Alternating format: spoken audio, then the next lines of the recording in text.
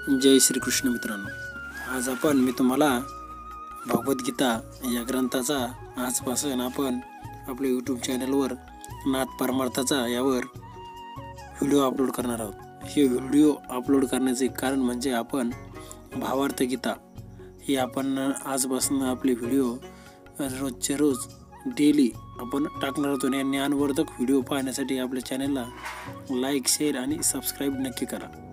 तर आजचा पहिला भाग किंवा प्रस्तावना असल्या कारणाने आज आपण हे सर्व बोलतोय। उद्यापासून असं काही होणार नाही आणि लगेच व्हिडिओला सुरुवात केली जाईल। तर भगवद्गीता हा आपल्या हिंदू धर्मातील एक महत्त्वाचा ग्रंथ आणि सर्वांना परिचित असलेला। तर या ग्रंथामध्ये जे भगवान श्रीकृष्णांनी जे ज्ञान सांगितले ते ज्ञान संस्कृतमध्ये आहे आणि जे सामान्य लोक आहेत त्या सामान्य माणसांना त्याचं ज्ञान होत नाही।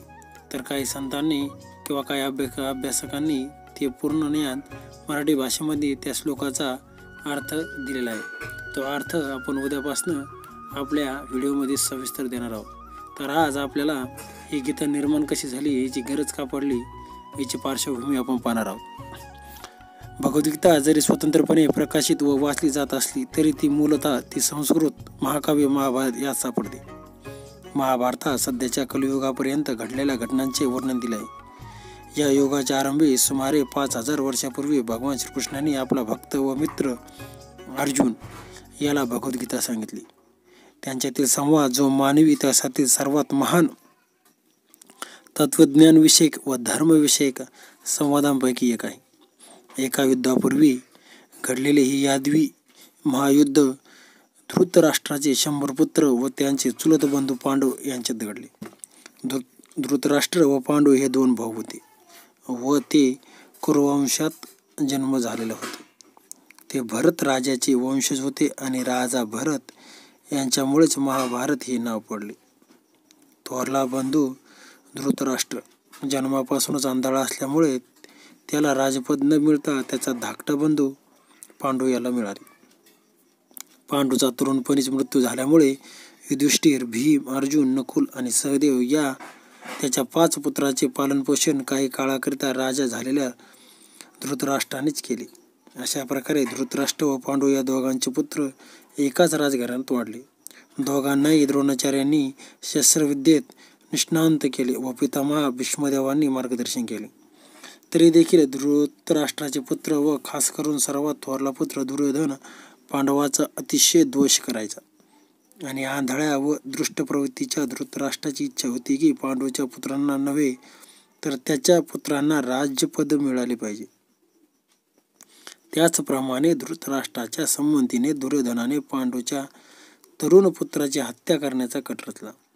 पांडव त्यांचे काका विदुर व मामे भाऊ श्रीकृष्ण यांच्या काळजीपूर्वक संरक्षणाखाली असल्यामुळेच आपले प्राण वाचवू शकले। श्रीकृष्ण म्हणजे कोणी सर्वसाधारण मनुष्य नसून ते तर स्वयं भगवान आहेत।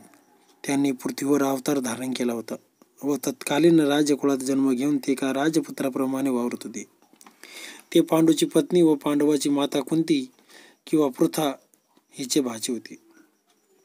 अशा प्रकारे एक नातेवाईक म्हणून आणि सनातन धर्माचे रक्षक करणारे नात्याने ते पांडूच्या सदाचरणी पुत्रांची बाजू घेत राहिले व त्यांचे रक्षण करीत राहिले। अखेरीस दुर्योधनाने पांडवांना दूतक्रियेत हरवून द्रौपदीला ताब्यात घेतले व राज्यसभेमध्ये विवस्त्र करून अपमानित करून फसवणूक झाल्याने पांडव त्यांचे राज्य गमावून बसले व त्यांना 13 वर्षे वनवास भोगावा लागला। वनवासून परतल्यावर पांडवांनी न्याय हक्क मिळावे म्हणून दुर्योधनाकडे मागणी केली आणि दुर्योधनाने सोयीच्या टोकावर इतकी भूमी मी देऊ इच्छिणार नाही असे खडसावून सांगितले। आतापर्यंत पांडव सातत्याने सविष्णूची भाषा करत असताना राजांना त्यांची बाजू कोणीच ऐकून घेतली नाही।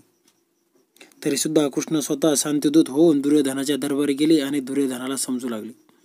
तरी सुद्धा दुर्योधन न ऐकता त्यांनाच कैद करण्याची भाषा करू लागला आणि यातूनच महायुद्धाचे रथ हालू लागले।